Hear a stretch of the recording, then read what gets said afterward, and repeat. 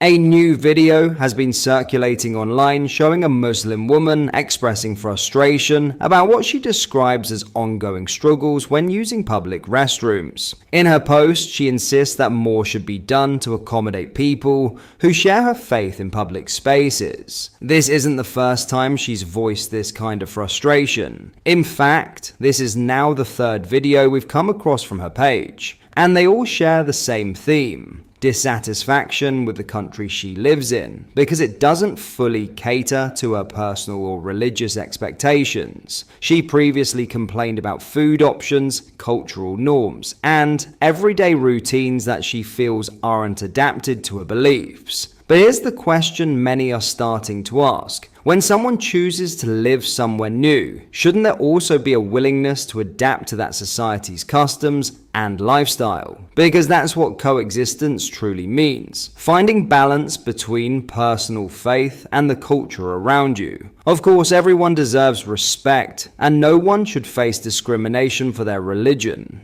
But there's a difference between wanting respect and demanding special treatment. Expecting an entire society to adjust its public systems to fit one person's preferences isn't progress. It's entitlement. Respect works both ways. If you live in a diverse community, you're part of that community. That means understanding, adapting, and appreciating the freedoms that come with it, not constantly complaining that others don't conform to your way of life. We'll show you the video next so you can judge for yourself. I was struggling to go to the bathroom at the mall and this happened. I suppose when we go to the bathroom, there are certain etiquettes that we have to follow, and in public, that's a struggle. So this is what we try to do. First, it's important to find a single person stall. If one isn't available, then we go for the other option. Before entering, we have to make sure we recite a prayer for protection. Because the bathroom is an unclean place, we do this outside. Since we have to clean ourselves with water, we usually go for this option, but it wasn't the best. So we found another solution. Either we take a portable bidet or a cup. Also, my preference is to also use this cover thing. Usually we bring a portable bidet, but since we don't have that, we have a cup instead. But if we don't even have a cup, we can just go to any fast food restaurant and ask them for a cup. Another thing to remember is to enter with our left foot and exit with our right. Also, we have to make sure we wash our hands before going out. Wait, we do? Yes! But what happens if I forget to wash myself in the bathroom? Then you have to come home, shower, and change your clothes. How am I supposed to do that if I live on the balcony? Pray for rain.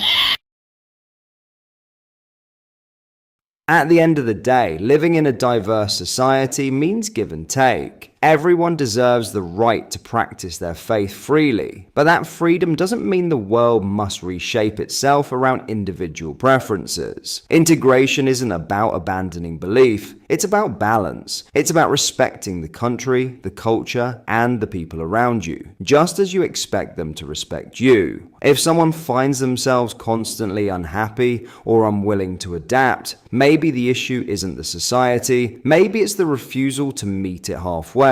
Real inclusivity isn't built through complaints or demands. It's built through mutual respect, shared values, and understanding that coexistence goes both ways. In other news, James Cleverly has launched a fierce broadside against Labour's handling of border control and the Home Office, accusing the party of arrogance and complacency just weeks after Shabana Mahmood took over as Home Secretary. Speaking to GB News, the former Home Secretary offered a damning critique of what he described as Labour's lack of focus and strategic direction, warning that their early decisions reveal a government already out of its depth. "I don't see them as an enemy within," Cleverly said. "But I did see that amongst certain circles within the Home Office, there was a lack of focus. There was a lack of prioritization. When I became Home Secretary, I made it very, very clear what our priorities were: securing our borders, protecting women and girls, and ensuring that the kind of crimes that people feel in their everyday lives were gripped."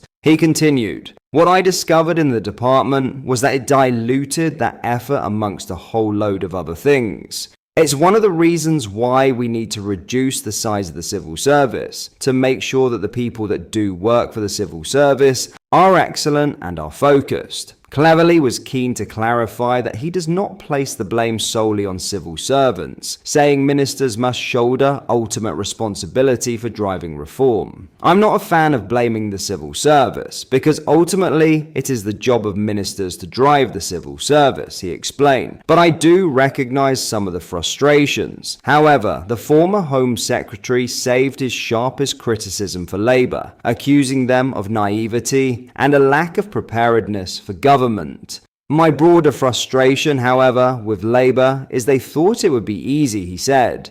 They thought that just by turning up all these problems would go away.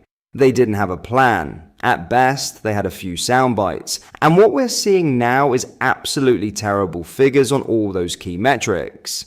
His remarks come after Mahmoud said earlier this week that the Home Office had been set up to fail, a statement which cleverly dismissed as an attempt to deflect blame. He suggested that while Labour ministers are good at rhetoric, they have yet to demonstrate meaningful competence. On the contentious issue of immigration and border enforcement, cleverly defended the Conservatives' record and pointed to policies like the Rwanda deportation scheme as examples of a more decisive approach. He argued that, given time, the Rwanda plan could have succeeded despite legal obstacles. If it had been allowed to progress properly, it could have worked, he said. The legal challenges could have been overcome, and the deterrent effect would have made a difference. Cleverly also acknowledged that some of the progress made by the Conservatives may not have been visible to the public before the last general election. There were things that were starting to shift in the right direction, he said. But these are often changes that take time to be felt by the public. Unfortunately, that timing didn't work in our favor. Looking ahead, the former Home Secretary said the Conservative Party would now focus on holding Labour to account for what he called an appalling failure to manage the UK's borders effectively. He pointed to reductions in legal migration, record police recruitment, and cost-cutting initiatives as evidence that his party had taken tangible steps to strengthen domestic security and streamline government operations. Bringing the civil service back to pre-2016 levels would save billions of pounds, Cleverly argued. That money could then be redeployed to fund frontline priorities like border security and policing.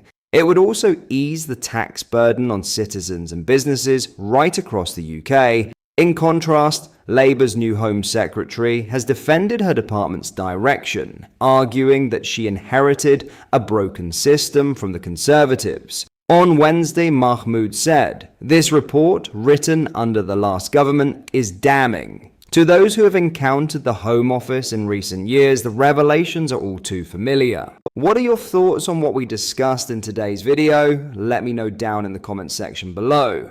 If you've not yet already, make sure you do drop a like on this video and subscribe to the channel for more British content. Thank you, take care, goodbye.